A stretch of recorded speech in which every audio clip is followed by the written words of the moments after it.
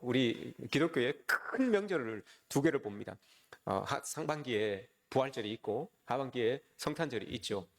이 두 명절을 보면서 우리는 하나님의 사랑이 우리에게 얼마나 큰지를 볼 수가 있습니다. 특별히 성탄절을 통하여서 여러분들과 함께 이렇게 시간을 보낼 때 저는 꼭 이런 생각을 해봅니다. 만약에 예수님께서 저를 타임머신을 태워서 저 옛날로 한번 돌려보내주신다면 어디로 너 한번 가볼래? 라고 이렇게 물으신다면 저는 부활절과 관련하여서 그 옛날에 예수님께서 부활하고 나셔서 제자들에게 나타났는데 그 자리에 여러분 도마가 없었잖아요.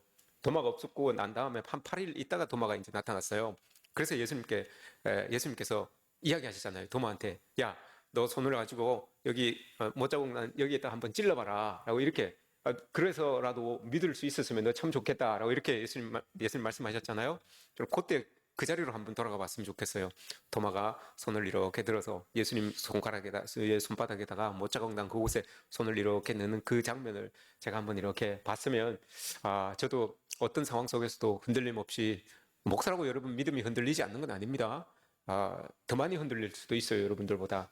그러면 그런 이 장소에서 도마와 함께 그 못자국에 이렇게 손을 한번 대본다면, 목회하기가 참 더 수월하지 않겠습니까? 더 성령 안에서 목회를 참 잘할 수 있을 것 같아요.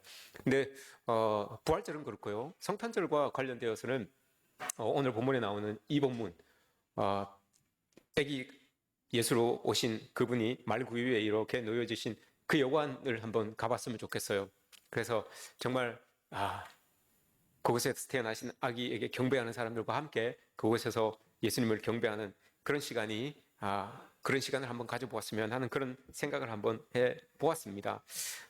근데 오늘 여러분 우리가 본문 말씀을 보시면, 예수님께서 탄생하신 곳을, 예수님께서 여러분 탄생하신 곳이 어디예요? 말고요, 예, 말고요. 마, 마국간이라고 하잖아요. 마국간, 말구유, 외양간 이렇게 이야기를 하잖아요. 근데 학자들마다 이게 달라요. 학자들은 그렇게 이야기를 합니다. 학자들은 쉬운 걸 어렵게 말하는 사람들이 학자들이에요. 쉬운 걸 어렵게 말하는 사람들이에요. 그래서 마국간이라고 하면 안 된다. 마국간이라고 하면 예수님 마국간은 말이 크는 자리인데 예수님이 왕으로 또 귀족들이 말을 타고 다니는데 예수님은 그렇지 않잖냐. 그럼 예수님은 어울리지 않는다라고 이렇게 이야기를 합니다. 그래서 마국간이라고 이야기하면 안 됩니다라고 이렇게 이야기를 해요. 그래서 외양간이라고 해야 된다라고 합니다. 외양간은 말도 괜찮고 소도 괜찮고 양도 괜찮고 뭐 다 괜찮은 거예요. 가축을 기를 수 있는 외양간이 원래는 여러분 위양간이래요. 위양간. 먹일 위자, 양 이렇게 보살피다 할 때 양육하다 할 때 양자, 간 사이 간자. 이 짐승들을 이렇게 가축들을 보살피고 먹이고 하는 그 공간, 이걸 다 위양간이라고 한답니다. 그 지붕 얹어놓고 그 밑에 집을 깔고 해서 이 가축들을 놓고 먹이는, 기르는 그런 곳을 위양간이라고 이렇게 이야기를 합니다. 그래서 위양간이라 해야 된다라고 이렇게 말씀을 합니다. 이스라엘의 여러분 외양간에는 말이나 뭐 이런 것들보다는 양이 많죠. 대부분 양이죠. 그리고 나귀 이런 것들이 이제 대부분 그 외양간에 있는 것을 우리가 보게 되죠. 근데 여러분들 우리 그리스도인들 중에 오늘 이곳에 앉아 있는 분들 중에 마국간이라고 불러도 되는 사람들이 있어요. 마국간이라고. 딴 사람들은 다 외양간이라고, 뭐 신학자들이 외양간이라고 이렇게 불러라 그러는데 마국간이라고 불러도 되는 사람들이 이 자리에 계십니다. 많이 계세요. 마국간이라고 불러도 되는 사람들이. 왜냐, 제가 이걸 이제 찾아봤어요. 신학자는 이렇게 이야기를 하고, 설교를 하려면 찾아봐야 되잖아요. 마국간이 맞냐, 외양간이 맞냐, 찾아봤어요. 쭉 찾아보고, 제가 사전도 찾아보고, 뭐, 검색도 해보고 했는데, 경상도나, 저기, 강원도 사람들은, 여러분, 마국간이 외양간 개념이라 그러더라고요. 마국간하고 외양간을 혼용해서 쓴다고 해요. 그래서, 뭐 그냥 가축들을 이렇게 먹이고 있는 그곳이 그냥 외양간이다, 마국간이다 이렇게 쓸 수 있다고 해요. 그래서 우리는 마국간이라고, 이 경상도나 전라도 대부분이잖아요. 강원도 저기 전라도 사람들은 뭐라고 쓰는지 모르겠어요. 근데 경상도나 강원도 사람들은 마국간이다라고 이렇게 이제 불러도 된다고 합니다. 근데 뭐 마국간인지 뭐 외양간인지 이게 뭐 중요하겠습니까? 그 안에 여러분 뭐가 들어있느냐 이게 중요한 건 아니겠습니까?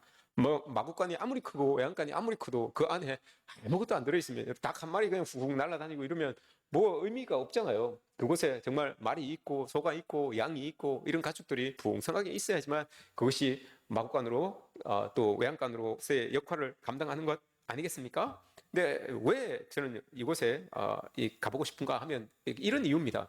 이스라엘이 여러분 겨울이 있겠습니까? 없겠습니까? 이스라엘이 있어요. 우리나라처럼 이렇게 뚜렷하게 사계절이 있는 건 아니지만 이스라엘도 여러분 겨울이 있습니다. 거기는 겨울을 건기와 우기로 이렇게 나누죠. 비가 오는 그 날입니다. 10월부터 그 다음에 4월까지를 우기라고 이렇게 이야기를 해요. 그 중에서도 겨울이라고 하면 12월부터 2월까지 예수님께서는 아마 그 기간에 나시는 것 같아요. 그 기간 언젠가 12월부터 2월까지 그 사이에 나신 것 같아요.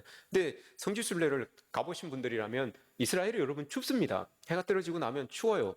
특별히 예수님께서 나신 이 베들레헴이라고 하는 이 동네는 위도로 따져보면 우리나라 저 서귀포, 제주도 서귀포와 위도가 비슷해요. 그러면 아유 그럼 따뜻하네요. 뭐 이렇게 생각할 수 있어요. 그죠? 그런데 고도가 높아요. 거기는 해발 거의 800m예요. 해발 800m가 되기 때문에 되게 건조하죠. 되게 건조하기 때문에 해가 떨어지고 바람이 선선하면 추워요. 그래서 12월에서 2월 사이에 평균 기온을 이렇게 보면 영하로 내려가는 경우는 별로 없지만 대부분 0도에서 한 4도 정도 되는 거예요. 0도에서 4도. 0도에서 4도면 여러분 추운 거잖아요. 그죠? 그게 이스라엘 베들레헴의 모습인 거예요. 그때에 예수님께서 이제 나셨어요. 근데 그 지역에 여러분 베들레헴 지역에 가옥 구조가 있어요. 집의 구조가 있는데 참 독특합니다. 이렇게 생겼어요. 한번 보세요. 네, 띄워놓으세요. 이렇게 보세요.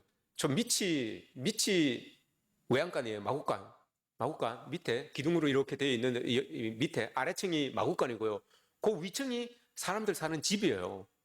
사람들이 그냥 생활하는 공간이에요. 아우 뭐 짐승들 막 오물 냄새 나고 막 이렇게 냄새 날 텐데 괜찮을까? 이렇게 여러분 생각하시잖아요. 추워서 달달 뜨는 것보다 나아요, 여러분. 어, 왜냐? 밑에 가축이 있으면 여러분 가축들이 가지고 있는 그 열기가 그 온기가 위로 이렇게 올라온대요 사람들에게. 이제 그렇다고 저기에서 여러분 우리처럼 이렇게 온돌 문화가 있는 것도 아니잖아요. 어떤 난로를 떼는 것도 아니고요. 가축들이 가지고 있는 그 따뜻한 온기가 이렇게 위로 올라온다고 합니다. 그러면 여러분 뭐 낮에는 밖에 나가서 활동하면 되고 저녁 때 뭐 좀 냄새 나는 거 그거 좀 참을 수 있잖아요. 그리고 옆에 또 이렇게 환기구도 있고 하니까 추운 것보다는 낫지 않겠습니까? 저게 베들레헴이 가지고 있는 베들레헴 집이 대부분의 집의 가옥의 구조가 저렇게 되어 있다고 합니다. 그럼 여러분 저걸 안 봤을 때 저게 하버드 대학교에 가면 이스라엘 편 박물관 쪽에 이렇게 지어져 있는 베들레헴의 모습이에요. 베들레헴이 저렇게 베들레헴의 가구는 저런 모습입니다라고 합니다. 저걸 여러분 알아야지만 오늘 우리 본문의 내용이 해석이 돼요. 왜냐? 여러분 동방 박사가 예수님 앞에 이 예물을 드리러 가잖아요. 별을 보고 따라와서 예물 드리러 이렇게 들어가잖아요. 들어갔을 때 여러분 어디로 갑니까? 그 사람들이 마구간을 갑니까? 외양간을 갑니까? 집을 갑니까? 어디로 갑니까? 마태복음이 나와요. 마태복음 2장에 나오는데 이 사람들은 여러분 집으로 갑니다. 집으로 가요. 그럼 목자들은 여러분 어디로 갔습니까? 목자들도 왔잖아요. 목자들은 어디로 갔어요? 목자들도 집으로 갔을까요? 네, 별을 보고 왔는데 별을 보고 왔는데 이 동방 박사들은 집으로 들어갔다라고 이렇게 이야기를 합니다. 그러면 오늘 본문에서는 어디로 들어갔다고 합니까? 어디에 있다고 합니까? 7절에 여관이라고 해요. 그죠? 여관으로 갔다라고 이렇게 이야기를 합니다. 그러면 목자들은 여러분 어디로 갔을까요? 목자들은 외양간으로 갔어요. 그러면 뭐가 맞아요? 아니 여기는 집이라고 그러고 여기는 여관이라고 그러고 여기는 외양간이라고 그러고 어느 게 맞은 거야? 이렇게 이야기할 수 있어요. 성경을 여러분 꼼꼼하게 읽으면 이렇게 헷갈린다고요. 꼼꼼하게 읽으면 누가복음에서는 여관이라고 그랬는데 마태복음에서는 집으로 그랬는데 딴 데는 또 여관이라고 하는 뭐야 이거 어디가 맞는 거야? 이렇게 이야기할 수 있어요. 그러나 여러분 여관이라고 하는 말이 성경에서 딱 두 번 쓰입니다.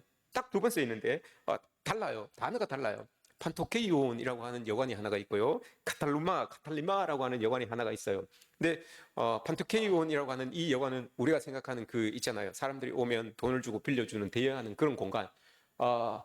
누가복음 10장에 선한 사마리아인 이야기할 때 강도 만난 사람을 선한 사마리아인이 데리고 가서 여관에 맡기잖아요. 여관에 맡기고 내가 돌아올 때까지 치료 좀 해주십시오라고 이렇게 맡기잖아요. 그 여관이에요. 그 여관이 일반적으로 우리가 알고 있는 그 여관이고요. 오늘 본문에서 이야기하고 있는 이 여관은 카탈리마라고 하는 여관이에요. 근데 이 여관은 우리가 번역은 여관이라고 이렇게 번역을 했지만 우리가 알고 있는 개념으로는 우리 개념으로는 사랑방이라고 생각하면 돼요. 사랑방. 사랑방은 손님을 위한 방이에요. 오는 손님을 위한 방이에요. 그게 사랑방이에요.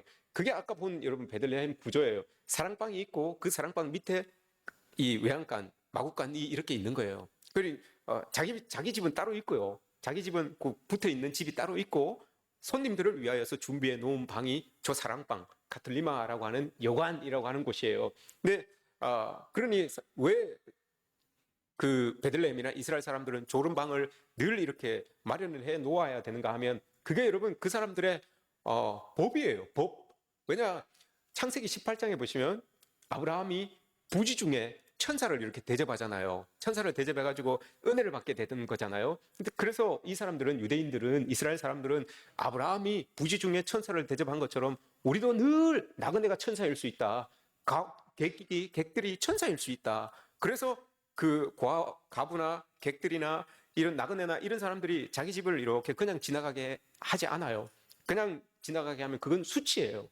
그래서 꼭 그들을 향하여서 이렇게 환대해주는 환대법이라는 게 있어요. 그래서 집집마다 저런 공간이 있는 거예요. 사랑방이 있고 그 밑에 외양간이 이렇게 있는 거죠. 오늘 예수님이 태어나신 요셉도 마리아도 여러분 이제 호적을 하러 자기 고향으로 요셉의 고향으로 이렇게 가는 거예요.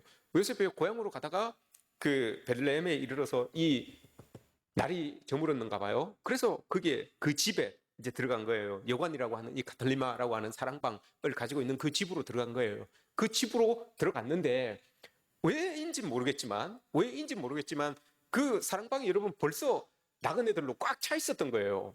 꽉 차 있어서 방이 없었던 거예요. 그래서 2층이 아니라 1층에 있는 그 외양간이라고 하는 마구간이라고 하는 그곳에서 예수 그리스도가 태어날 수밖에 없었던 거예요. 2층에는 벌써 왜 사람들이 그때 거기에 왜 있었는지는 모르겠지만 그 사람들도 다 호적하러 가는 사람들이라서 객들이라서 나그네라서 지나가다가 그곳에 들러서 그 자리에 있었는지는 모르겠지만 하여튼 2층이 꽉 찼어요. 2층이 꽉 차서 들어갈 곳이 없어서 1층이라고 하는 그곳에 예수님께서 말 구유에서 이렇게 태어나게 된 것을 여러분 오늘 본문에서 우리에게 이야기를 하고 있잖아요. 근데 여러분 한번 이제 우리가 여기 2층에 투숙하고 있는 사람들이다라고 이렇게 생각을 해 보시기 바랍니다. 우리 모두가 다 2층에 내가 이렇게 내 집은 아니에요. 내 집은 아닌데 환대법이 있어서 내가 가니까 나를 2층으로 이렇게 인도해 줬어요. 그래서 내가 2층에 이렇게 머무르고 있습니다. 그런데 배가 남산만한 처녀가 배가 남산만한 이제 아기를 낳을 것 같은 이 여인이 들어온 거예요. 여인이 들어와서 방을 찾는데 방이 없는 거예요. 그 위에 2층이 꽉 차 있어서 방이 없는 거예요. 그럼 여러분 같으면 어떻게 하겠습니까? 여러분 같으면 어떻게 하겠습니까? 야, 야, 다 일어나, 빨리 다 일어나. 우리 저기 밑에 내려가고 이제 아기 낳을 것 같으니까 저 사람한테 우리 2층 내주자. 이런 마음 안 들겠습니까?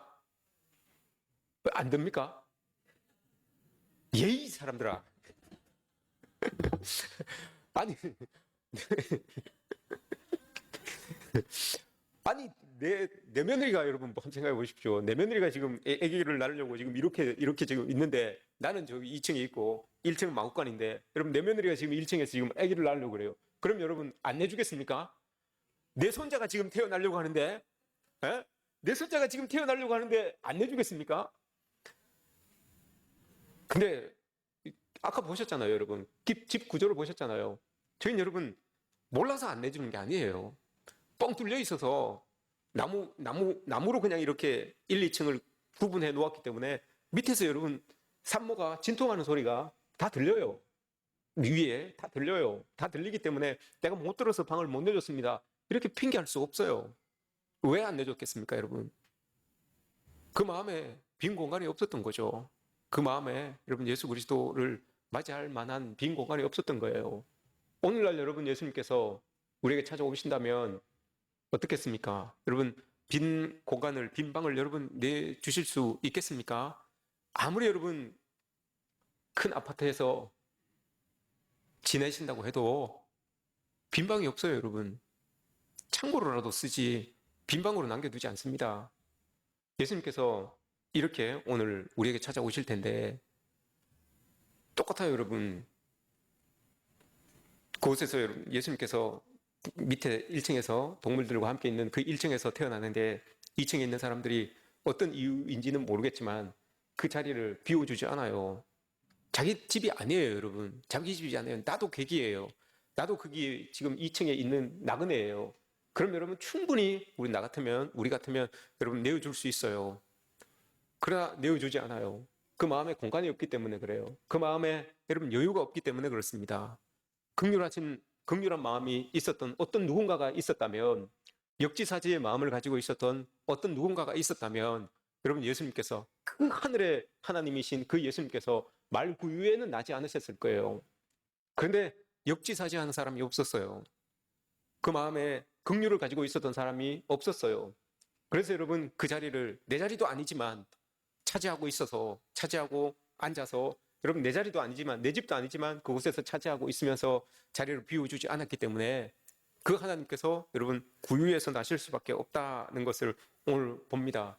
예수님은 여러분, 하나님은 예수님을 이곳에, 이 땅에 보내신 것, 이것 자체가 여러분 자기의 비움이에요. 자기를 비우심이에요. 자기를 비우시지 않으셨다면 예수님을 이 땅에 보내실 이유가 없어요. 예수님도 여러분 마찬가지잖아요. 자기를 비우지 않으셨으면 이 땅에 오셔서 십자가에 돌아가실 이유가 하나도 없어요. 자기를 비우셨잖아요. 왜 여러분 자기를 비우셨습니까? 우리를 사랑하시고, 역지사지인 거예요. 우리를 사랑하시고 우리를 긍휼하게 여기시기 때문에, 긍휼히 여기시기 때문에 여러분 자기를 비우고 오신 것 아니겠습니까? 우리의 삶의 자리에서 그리스도인이라면 여러분 우리는 이런 역지사지의 마음이 있어야 됩니다. 예수 그리스도의 마음이었다면, 나의 삶의 자리에서 예수 그리스도의 마음이었다면 내가 어떻게 해야 되는가?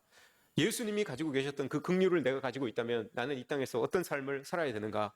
여러분 이건 너무나 자명한 겁니다.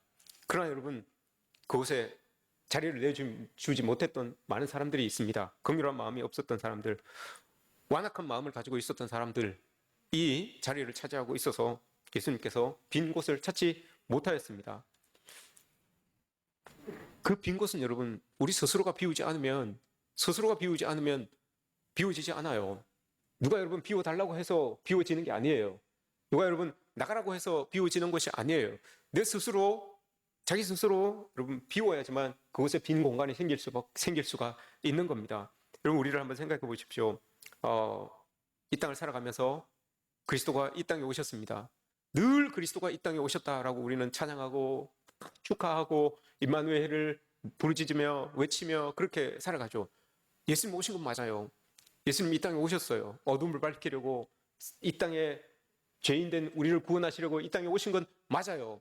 그러나 여러분 오셨지만, 이 땅에는 오셨지만 내 마음에는 거할 곳이 없으면, 내 삶에는 거할 곳이 없으면, 여러분 빈방이 없어서 내 삶 속으로는 들어오지 못하신다면 오늘 본문이 뭡니까 여러분? 그의 이름을 임마누엘이라 하리라. 우리와 함께 하신다라고 하는 것을 이거 느끼지 못해요, 여러분. 예수님이 우리에게는 오셨지만, 이 땅에는 오셨지만 나의 빈 공간 속으로 예수 그리스도를 받아들이지 못한다면 임마누엘, 나와 함께 하시는 그 하나님을 여러분 우리가 느낄 수가 없어요.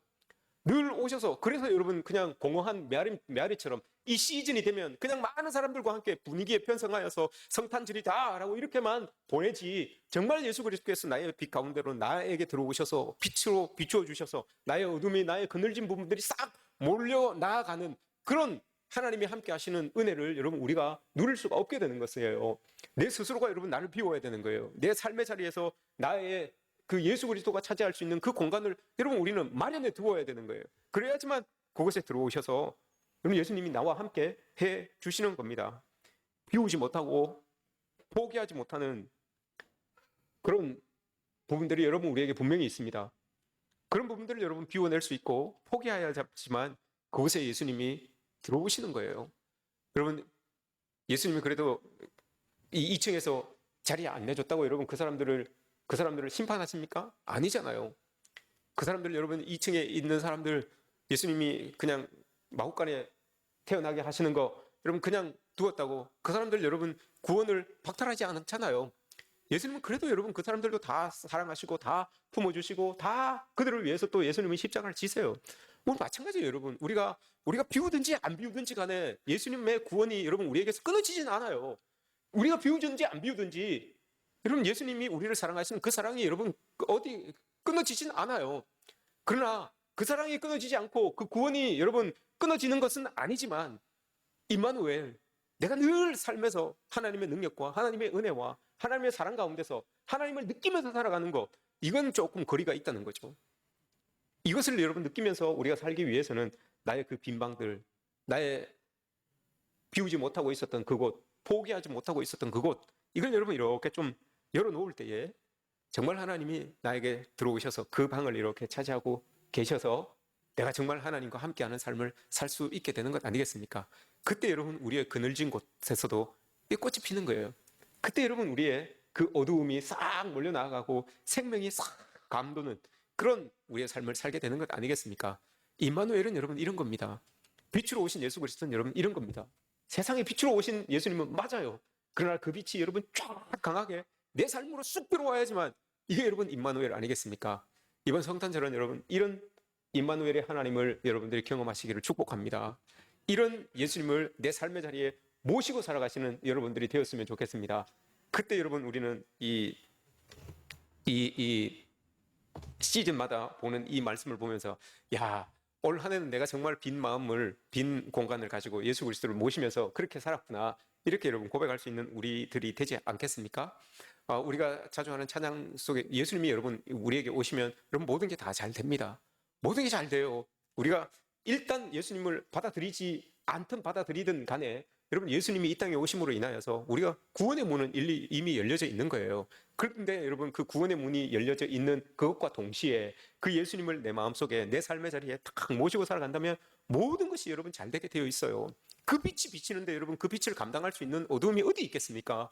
그 빛이, 그 생명이 여러분 우리에게 비춰지는데 그 생명을 막아낼 수 있는 그 어두움이라는 게, 죽음이라는 게 어디 있겠습니까? 우리는 이걸 믿고 나아가는 거잖아요. 그래서 여러분 노엘이라고 하는, 지난주에 노엘이라고 하는 찬양을 불렀는데 노엘이 그냥 예수 그리스도의 나타나심, 탄생을 찬양하는 거잖아요. 노엘을 여러분 서구 사람들은 노엘을 뭐라고 해석을 하는가 하면 그냥 노엘 이게 아니라 노엘, now all is well 이라고 이렇게 이야기를 합니다. 예수님께서 우리에게 빛으로 들어오시면 now, 지금 나의 모든 것들이 다 잘 된다. 내 모든 것들이 다 예수님을 인하여 다 잘 될 것이다, 형통할 것이다 라고 이렇게 고백하는 거예요. 노엘 하면서 now all is well 이라고 이렇게 고백하는 겁니다. 예수님이 여러분 우리에게 이걸 위해서 오셨습니다. 그러니 우리의 삶 속에서, 여러분들의 삶 속에서 빈 공간을 마련하십시오. 예수님께서 들어오셔서 거하실 수 있는 그 공간, 내가 포기하지 못하고 꼭 잡고 있는 그 공간, 아니면 안 채워도 되는데 굳이 채우고 있는 그 공간을 여러분 비우십시오.